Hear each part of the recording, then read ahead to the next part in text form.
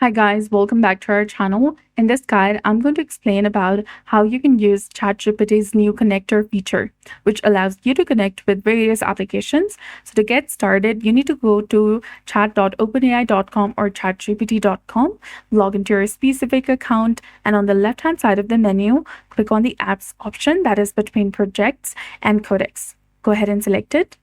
Here you'll find numerous applications you can connect to, such as Adobe Photoshop, Booking.com, Figma, Canva, TripAdvisor, Apple Music, and all. If you go to the lifestyle section, you'll find more apps. Likewise, in the productivity section as well. And you can explore more options according to these categories. And if you want to go ahead and connect to any app that is displayed over here, you can select it, tap on connect, and you'll be done. So that's it. I hope you found this video helpful. If you did, please like, share, and subscribe. Thanks for watching. We'll see you again in the next one.